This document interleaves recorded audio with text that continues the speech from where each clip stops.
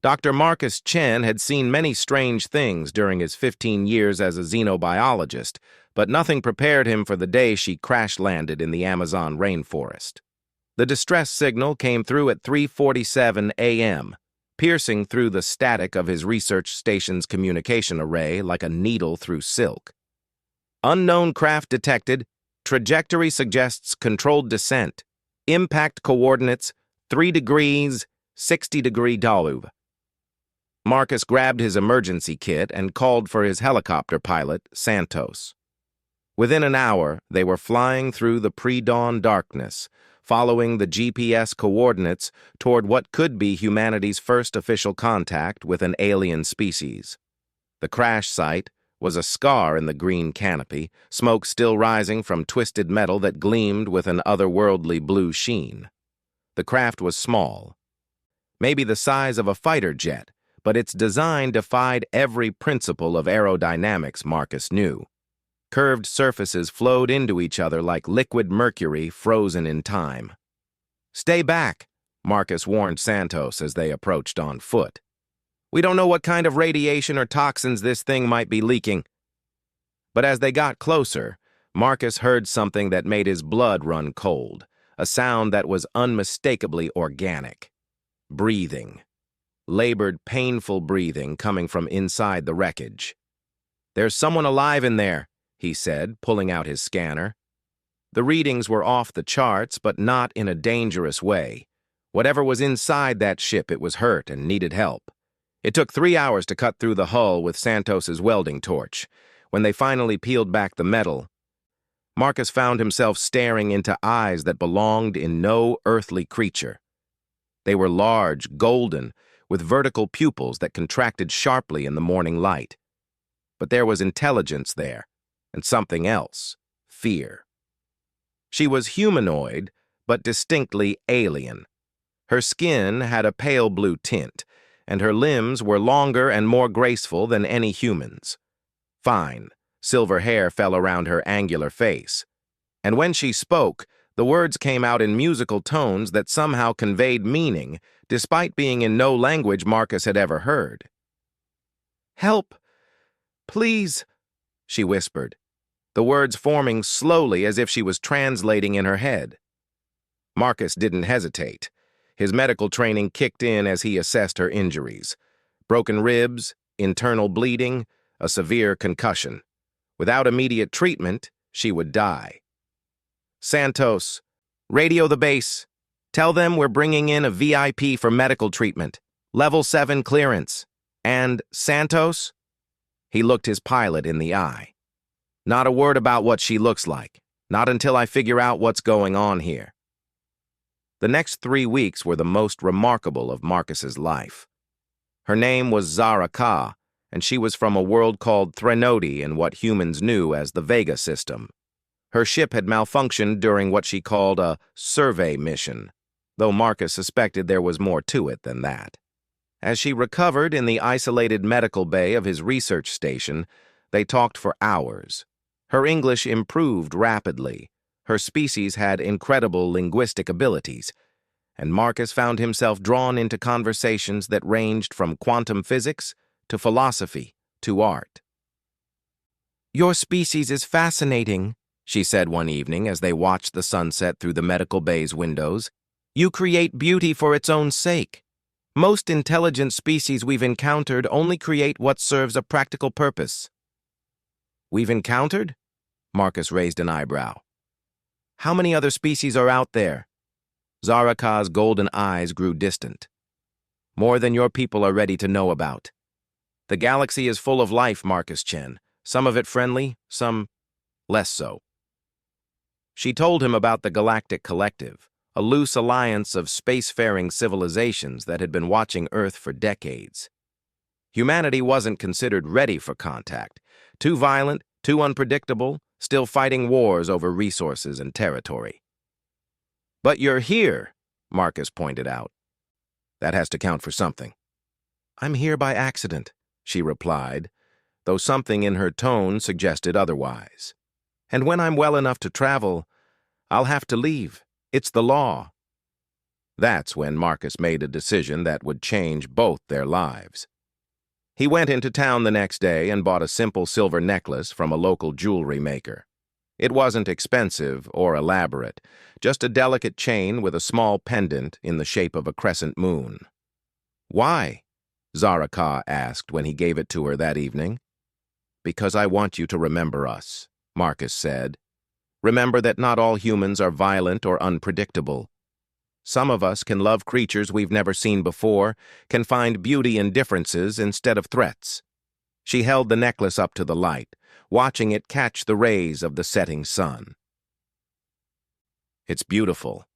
But Marcus, if my people discover I've accepted a gift from a non-collective species, then don't tell them," he said simply.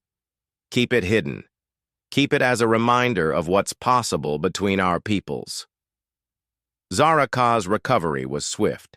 Within a week, she was walking around the station, helping Marcus with his research and sharing insights about xenobiology that revolutionized his understanding of life itself. She showed him how to identify markers of intelligence in seemingly simple organisms, taught him about symbiotic relationships that existed on a planetary scale, and opened his mind to possibilities he'd never imagined. But the day they both dreaded finally came. Her rescue ship appeared in Earth's atmosphere on a cloudy Tuesday morning. Invisible to human radar, but clear as day to the instruments Zaraka had built from spare parts around the station. "They've found me," she said, staring at her improvised scanner. "I have to go." The goodbye was harder than Marcus expected. In just a month, this alien woman had become more important to him than anyone else in his life.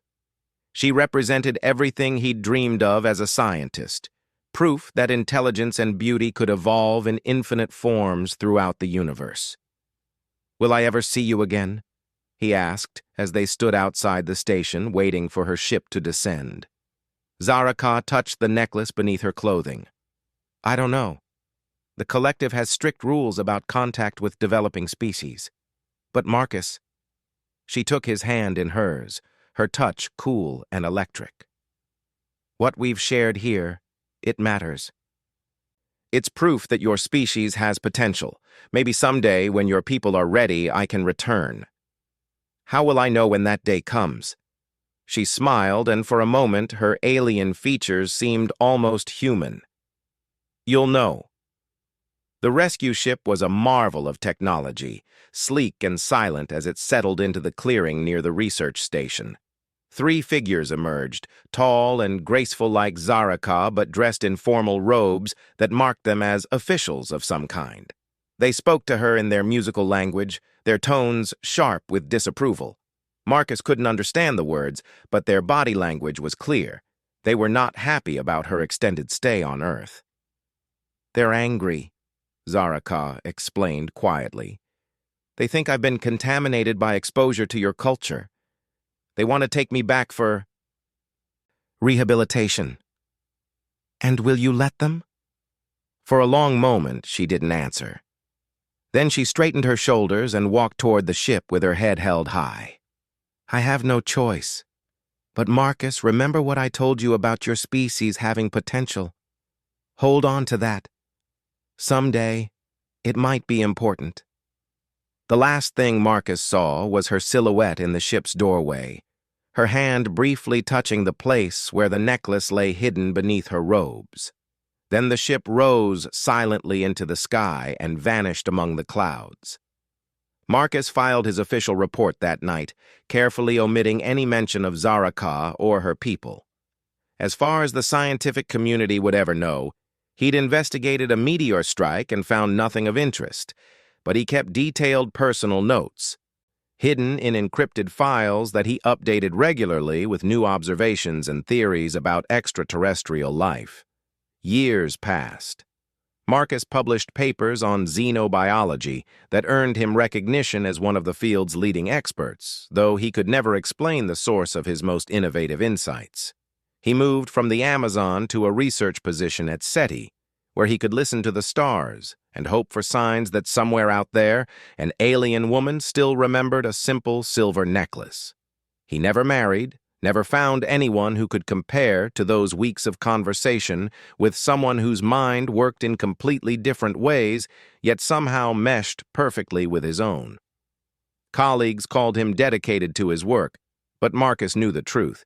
He was waiting for something that might never come. The necklace had cost him $30 at a local jewelry shop, but its true value was beyond measure. It represented hope, the belief that intelligence and compassion could bridge any gap, even the vast distances between stars. And somewhere in the Vega system, he believed, that hope was still alive. As Marcus stared up at the night sky through his office window at the SETI Institute, he whispered the same words he'd spoken every clear night for the past 8 years. "Come back, Zara-Ka. Show them what humans can really be." But the stars remained silent, keeping their secrets locked away in the darkness between worlds. 12 years after Zara-Ka disappeared into the Amazon sky, Dr. Marcus Chen had become a different man. His hair showed streaks of silver now, and lines creased the corners of his eyes from countless nights spent staring at star charts. The SETI Institute had become his second home, his office cluttered with advanced listening equipment and theoretical models of interstellar communication. The breakthrough came on a Tuesday night in October, when the radio telescopes detected something that made Marcus's heart race. It wasn't the usual background radiation or pulsar emissions. This was structured, deliberate, and broadcasting on a frequency he recognized. The same frequency that Zara-Ka's jury-rigged scanner had used to detect her rescue ship all those years ago. "Dr. Chen, you need to see this," called Sarah Martinez, his research assistant. Her voice carried an excitement that cut through the late-night quiet of the control room. Marcus hurried over to her station, where streams of data cascaded across multiple monitors. "What am I looking at?" "It's a transmission, but not like anything we've cataloged before. The signal pattern is incredibly complex, almost like it's trying to tell us something specific." Sarah's fingers danced over the keyboard, isolating different aspects of the signal. "But here's the weird part. It's getting stronger. Whatever's sending this is approaching Earth." Over the next 72 hours, observatories around the world confirmed what Marcus barely dared to hope. An unknown craft was indeed approaching Earth, but unlike any invasion scenario the military had prepared for, this vessel was broadcasting peaceful intentions on multiple frequencies. More importantly, it was requesting permission to land at very specific coordinates, the exact location of Marcus's old research station in the Amazon. "How could they know about that place?" General Patterson asked during the emergency briefing at NORAD. "That facility has been classified since 2015. Marcus sat at the conference table, surrounded by military officials and government scientists, trying to keep his expression neutral. "Perhaps they've been monitoring our communications longer than we thought," he suggested carefully. The truth was more complex than he could explain to a room full of officials who still didn't know about humanity's first alien contact. The coordinates weren't random. They were a message meant specifically for him.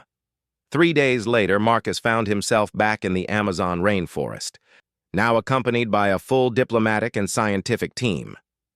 The old research station had been upgraded significantly since his departure, transformed into what the government euphemistically called a deep space monitoring facility.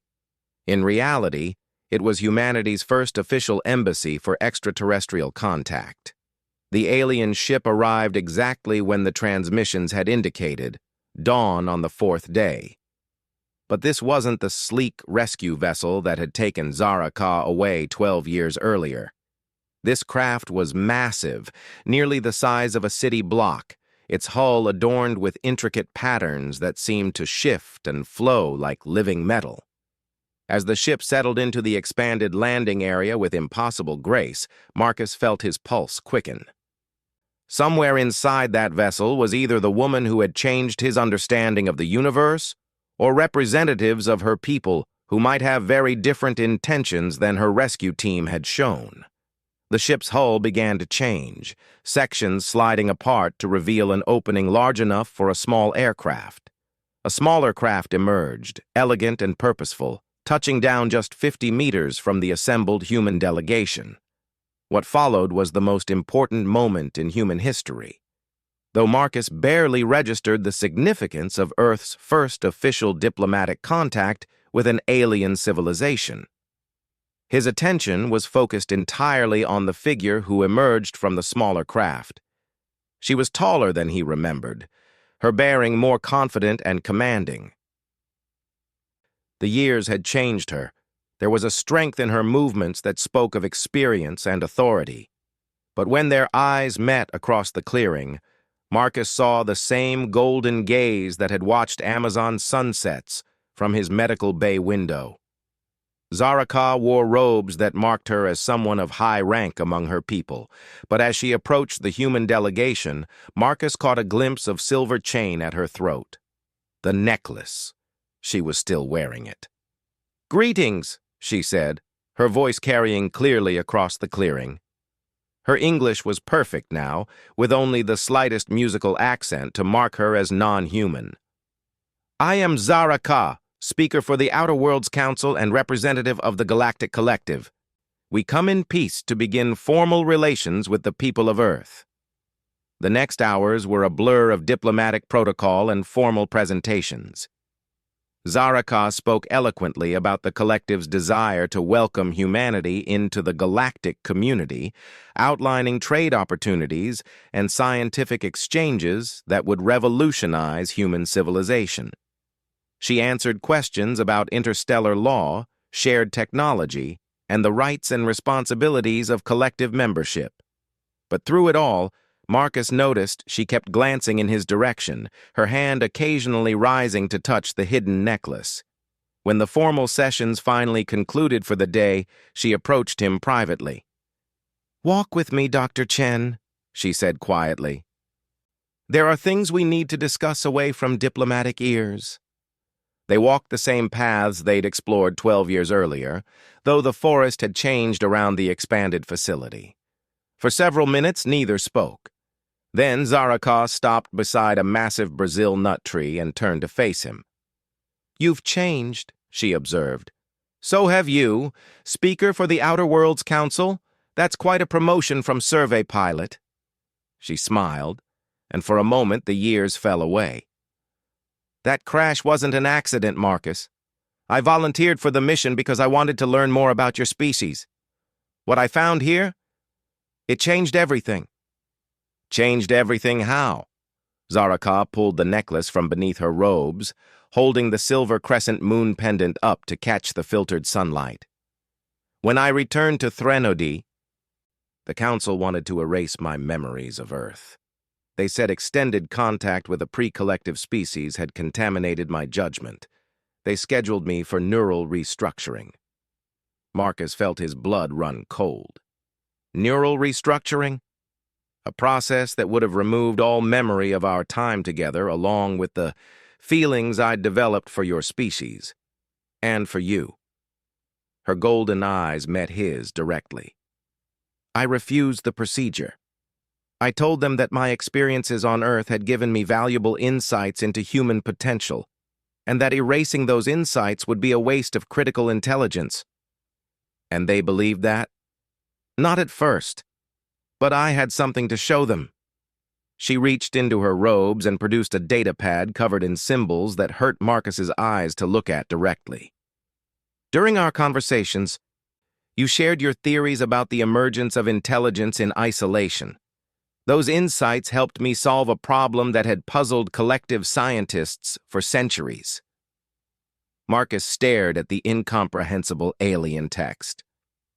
"What kind of problem?" "The helix paradox. We had discovered the remains of an ancient civilization that appeared to have evolved intelligence independently on thousands of worlds simultaneously, despite having no contact between star systems. Your theories about convergent evolution and environmental pressures provided the key to understanding how this was possible." She put the data pad away and continued walking. My solution earned me recognition as one of the leading xenobiological theorists in collective space. Instead of having my memories erased, I was promoted to the Council of Speakers and given authority over first contact protocols. That's incredible, but why didn't you come back sooner? Zaraka's expression grew somber. Because I had to convince the Council that humanity was ready. For 12 years, I've been arguing that your species has matured enough for contact. The evidence was all around. Your technological advancement, your growing environmental awareness, your increasing cooperation on global challenges. But the Council remained skeptical. What changed their minds? You did. She stopped walking again and faced him fully. 3 months ago, our deep space monitors detected something unprecedented, transmissions from Earth showing humanity's response to the Kepler 442 crisis. Marcus frowned. The asteroid impact on Kepler 442b? But that's 47 light-years away. How could Earth's response to a disaster in another star system influence the Council? Because it wasn't just Earth's response. When your astronomers detected the extinction-level impact on Kepler 442b, humanity did something no other pre-collective species has ever done. Instead of seeing it as someone else's problem, your people began developing contingency plans to help any potential survivors. You started designing rescue missions for beings you'd never met, on a world you'll never be able to reach with current technology. Zaraka's voice grew soft with emotion. You showed compassion for hypothetical aliens suffering 47 light-years away.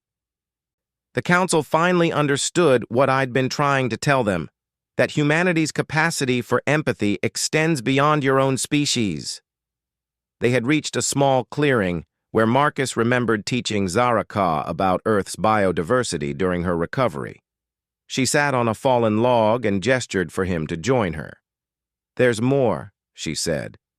The Council has been monitoring Earth's communications for decades, looking for signs of readiness. They found something in your personal files that convinced them humanity deserved a chance. My personal files? Marcus felt a chill. Those are encrypted. Not from our perspective. They found your research notes about our time together, your theories about interspecies cooperation, your arguments for why aliens might view humanity positively, your hopes for what peaceful contact could accomplish. She touched the necklace again. They also found records of your nightly messages to me. Marcus flushed. You heard those? Every word. For 12 years you spoke to the stars believing I couldn't hear you. But our monitoring stations picked up every transmission. The Council listened to a human scientist spending over 4,000 nights expressing hope that aliens would see the best in humanity instead of the worst. She reached out and took his hand, her touch still cool and electric after all these years. You kept faith in something you had no proof would ever return. That kind of hope, that persistence in believing in goodness despite evidence to the contrary. The Council had never seen anything like it in a pre-collective species. So they sent you back. They sent me back because you proved that humans can love what they don't understand, can hope for connections across impossible distances, and can maintain faith in possibilities that seem beyond reach. Those qualities are rare in the galaxy, Marcus. They're precious.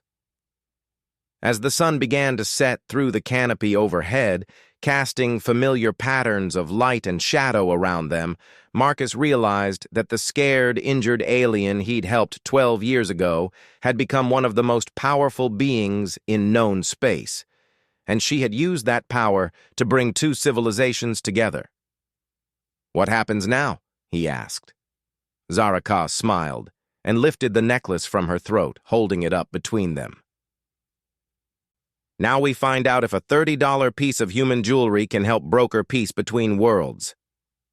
The negotiations between Earth and the Galactic Collective began 3 weeks after Zaraka's arrival, but they almost ended before they truly started. The problem wasn't language or cultural differences, it was fear.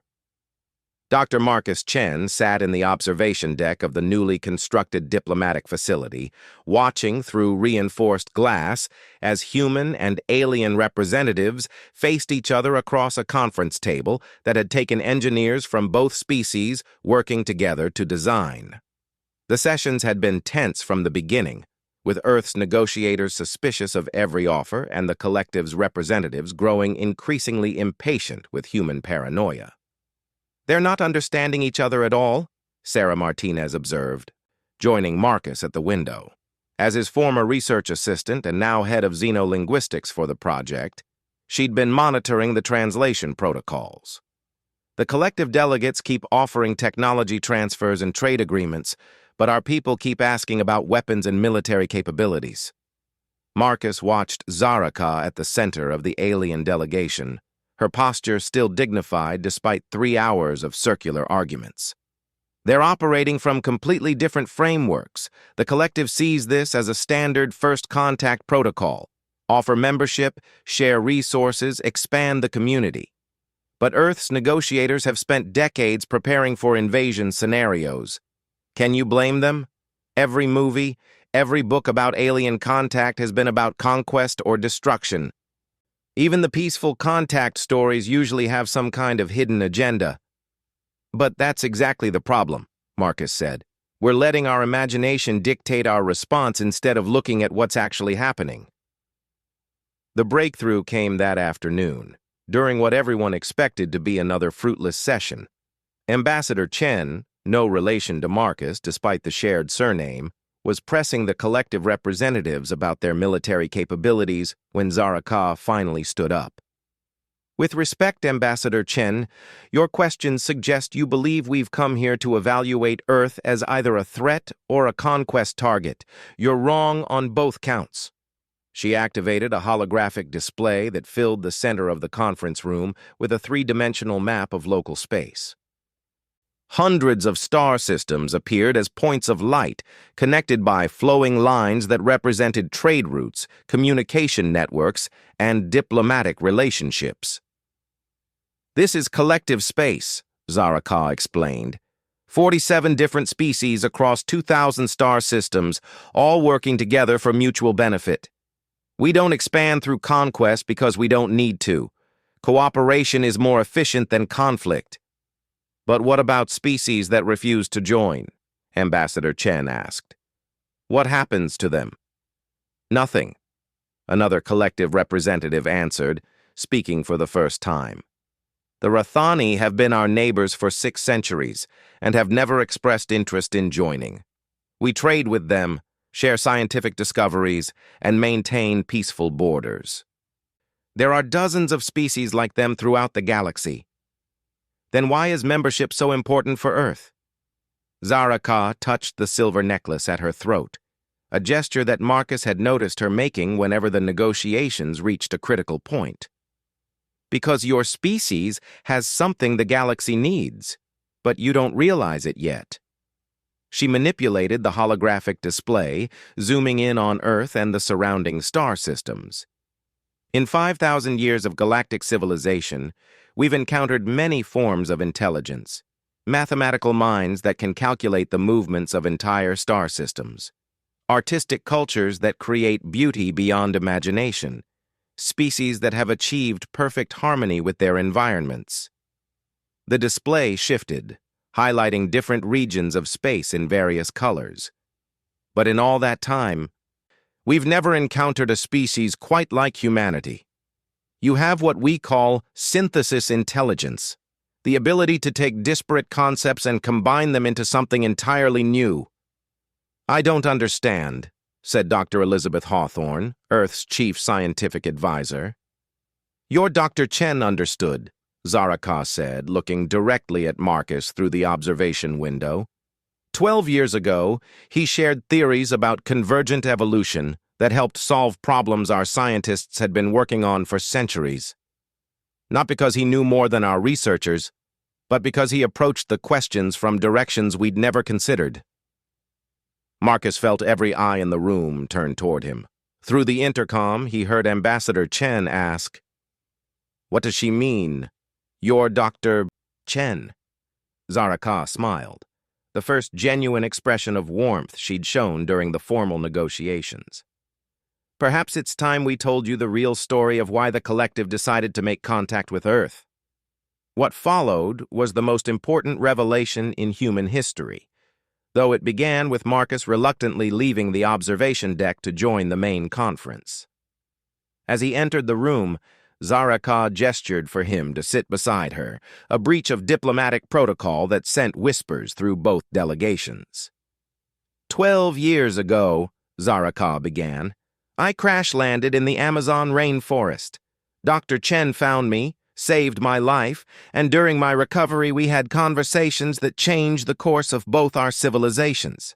She activated her personal data pad, projecting images and documents that Marcus recognized as his own research notes from those weeks they'd spent together.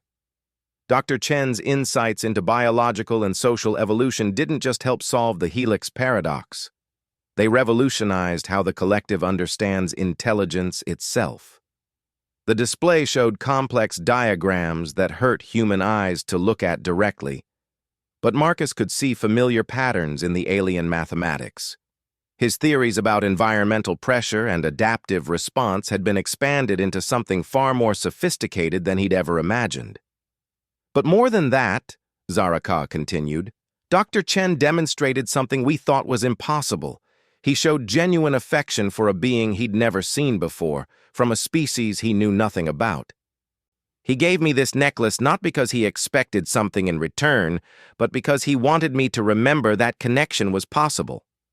She lifted the silver chain from beneath her robes, letting the crescent moon pendant catch the conference room lights. For 12 years I've worn this symbol of human hope. It reminded me every day that somewhere in the galaxy was a species capable of loving what they didn't understand. Ambassador Chen leaned forward. You're saying first contact happened 12 years ago? And it's been kept secret this entire time? Not secret, Marcus said quietly. Classified. I filed reports about the crash site, but I omitted certain details. Like the fact that you'd made contact with an alien species. Dr. Hawthorne's voice was sharp with accusation. Like the fact that I'd fallen in love with one, Marcus replied, meeting Zaraka's golden eyes across the table.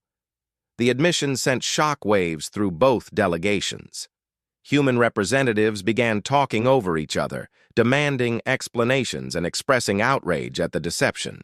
The alien delegates remained quiet, but Marcus could see they were exchanging glances that suggested this revelation was significant to them as well. Zaraka raised her hand, and the room gradually fell silent. Dr. Chen's emotional attachment to me wasn't just personal. It was proof that humans could form meaningful relationships across species barriers. When I returned to the collective with evidence of this capacity, it changed how we viewed your entire species. She stood and began pacing, a habit Marcus remembered from their long discussions in the Amazon. Most pre-collective species we encounter fall into predictable patterns. They're either terrified of us, aggressive toward us, or so eager to please that they abandon their own cultural identity. Humans were different. Different how? Ambassador Chen asked. You treated me as an individual first, an alien second. Dr. Chen didn't see me as a representative of an advanced civilization or a potential threat to Earth. He saw me as someone who was injured and needed help. That perspective, caring for individuals rather than calculating advantages, is extraordinary in galactic terms. The negotiations took on a completely different character after that revelation. Instead of suspicious probing about hidden agendas, the conversations became genuine exchanges of information and perspective. Earth's representatives began to understand that the collective wasn't seeking to dominate humanity, but to learn from them. Over the following weeks, as formal agreements were drafted and signed, Marcus found himself in an unexpected position. Rather than being court-martialed for concealing first contact, he was appointed as Earth's first ambassador of interspecies relations. His personal experience with alien psychology made him invaluable in bridging communication gaps between human and collective negotiators.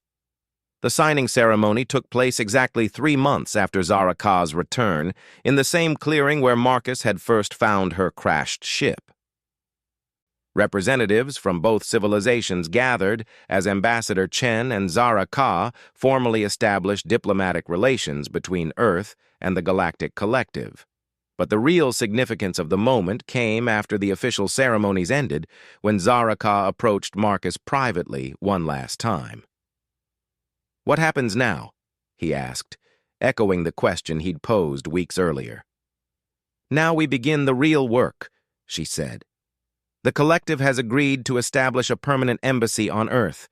Cultural exchanges, scientific cooperation, trade relationships, all the boring diplomatic details that will actually build lasting peace between our peoples." "And you? Will you be staying to oversee it?" Zara Ka smiled and took his hand. "I've been appointed as the collective's permanent ambassador to Earth. It seems the Council believes my expertise in human psychology makes me uniquely qualified for the position." Marcus felt his heart race. "How long is a permanent appointment?" "As long as I want it to be. And Marcus—" She lifted the necklace from her throat and held it between them. "I'd like to ask the human who gave me this whether he'd be interested in helping me understand his species better. It could take decades of close observation and cultural immersion. Are you asking what I think you're asking? I'm asking if you'd like to make this official. Interspecies relationships are rare in collective space, but they're not unheard of. And given that we're both diplomats now, it might actually help our respective governments understand each other better." Marcus looked around at the clearing where their story had begun. The massive collective embassy ship rose above the forest canopy, its hull gleaming in the afternoon sun.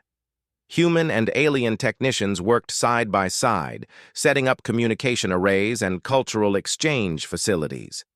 Children from the nearby village had overcome their initial fear of the aliens and were now playing games with young collective members, laughing at the universal humor of beings learning to communicate across species barriers.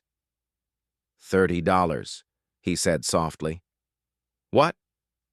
"That necklace cost me $30, and it brought together 2 entire civilizations." Zara Ka laughed, the sound still as musical as it had been 12 years earlier. "Not the necklace, Marcus.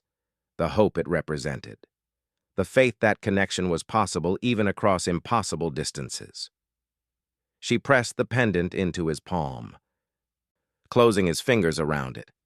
"That hope is what brought us together. That hope is what will keep us together." As the sun set over the Amazon rainforest, Marcus realized that the scared alien woman he'd rescued from a crashed ship had become the most important person in his life, and quite possibly the most important person in human history. The necklace might have been a simple gesture of friendship, but it had become a symbol of something far greater. Proof that love could bridge any gap, even the vast emptiness between stars. The future stretched ahead of them, full of challenges and wonders that neither of their species could have imagined alone. But together, with hope as their guide and love as their foundation, they would explore that future one day at a time. And somewhere in the galaxy, other civilizations would look at the Earth Collective Alliance and wonder at the species that had learned to love across the infinite darkness of space, connected by nothing more than a $30 silver necklace and the infinite value of hope.